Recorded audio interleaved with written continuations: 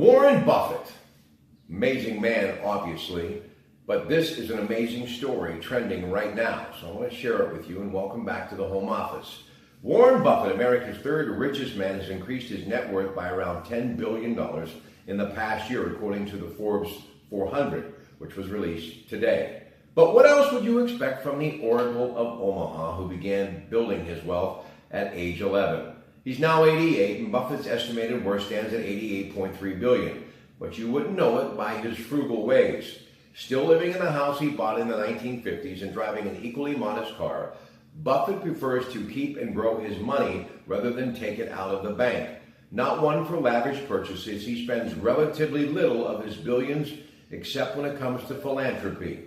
Buffett is regarded as one of the most generous philanthropists in the world, having donated more than $46 billion since 2000. However, he uses his money, not much of it is spent on himself. He began building that wealth, as I mentioned, at the age of 11 in the stock market and currently runs Berkshire Hathaway, but you wouldn't know he's a billionaire by the way he spends his money. He previously told CNBC and Yahoo Finance that he's never had a great desire to have multiple houses and all kinds of things and multiple cars.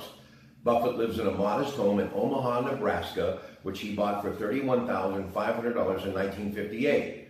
Adjusted for inflation, it was $250,000 in today's dollars, and now estimated value $652,619. Buffett also has a modest set of wheels. He previously drove a 2006 Cadillac DTS, which he replaced in 2014 with a Cadillac XTS, which has an original starting price of $44,600. Buffett doesn't spend much on technology, at least when it comes to his mobile phone. He still uses a flip phone instead of a smartphone. Buffett isn't a fan of high-end designer suits. He only wears suits of which he owns about 20 made in China by designer Madam Lee. Buffett tops off his style with a haircut, price tag $18. He eats the same thing every morning for breakfast, McDonald's. I can relate to that. He spends no more than $3.17 on his order. He also likes to treat another amazing man who happens to be his buddy from Microsoft, Bill Gates, to lunch at McDonald's, which he has paid for with coupons in the past. Buffett is also a fan of Coca-Cola, and so am I. He has said he typically drinks 5 Cokes a day, so you can imagine he spends more on the beverage than the average person. Really? Okay. Compared with other CEOs, Mr. Buffett doesn't spend a whole lot of his time on hobbies. He plays bridge for about 12 hours a week. Buffett also likes to hit the green for some golf, but he doesn't spend his money on fancy clubs.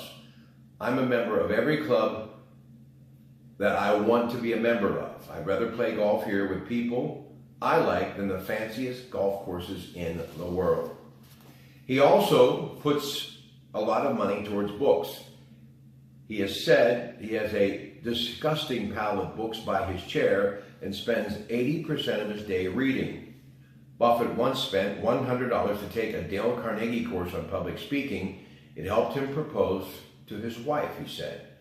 The one thing Buffett has splurged on is his private jet. He told CNBC, "The only thing that I do that costs a lot of money." But what wouldn't be possible without his wise investing strategies? It takes money to make money. While 99% of Buffett's net worth is tied to Berkshire Hathaway, he invests the other 1%. He purchased shares in Wells Fargo a long time ago, but it's unclear what his stake is in the company.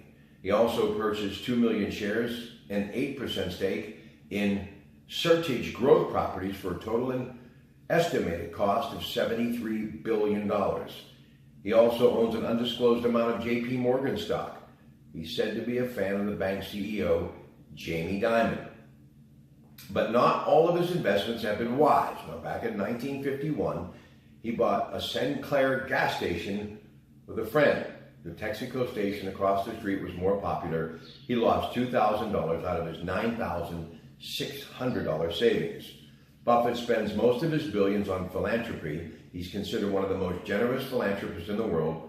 He said donating $46 billion for causes since 2000. He teamed up with Bill and Melinda Gates in 2010 to form the Giving Pledge, an initiative that asks the world's wealthiest people to dedicate the majority of their wealth to philanthropy. 2016, he donated $2.9 billion in various charities, including the Bill and Melinda Gates Foundation and Susan Thomas Buffett Foundation in honor of his late wife. Buffett, through the Susan Thomas Buffett Foundation, has donated tens of millions to Planned Parenthood Federation of America and the National Abortion Federation. He donated even more to Bill and Melinda Gates Foundation in 2018, around $2.6 billion worth of Berkshire Hathaway stock. That same week, he donated $800 million in Berkshire Hathaway stocks to the Susan Thomas Buffett Foundation, Sherwood Foundation, Howard G. Buffett Foundation, and Novo Foundation. Buffett only plans to leave his kids $2 billion each. The rest of his fortune will be donated to philanthropic causes. He once says he wants to leave his children enough money so that they would feel they could do anything, but not so much that they could do nothing. There is one thing money does buy for Buffett personally, he told CNBC: freedom. My life couldn't be happier, he once said. In fact, it'd be worse if I had 6 or 8 houses, so I have everything I need to have. And I don't need any more because it doesn't make a difference after a point. Thanks for sharing that. I hope you enjoyed it as much as I did bringing it to you. Mr. Buffett, let me give you some advice that my mother used to tell me all the time, and it took me a little longer to finally realize what she meant, but over the last decade or so, I understand it more every day. Now, she didn't invest in the stock market, but she was very smart, and she invested everything into her family. She always used to say, you can live in only one house, you could drive only one car, and why she would always say this, I don't know, but it made sense. You can only have one bowl of ice cream at a time. So, keep investing, ladies and gentlemen, and I hope you'll keep listening to Heffron Tillotson, Your Money and You, with my mentor, my friend, the great Jim Meredith, every Sunday from 9 a.m. until 11 a.m. on KDKA Radio.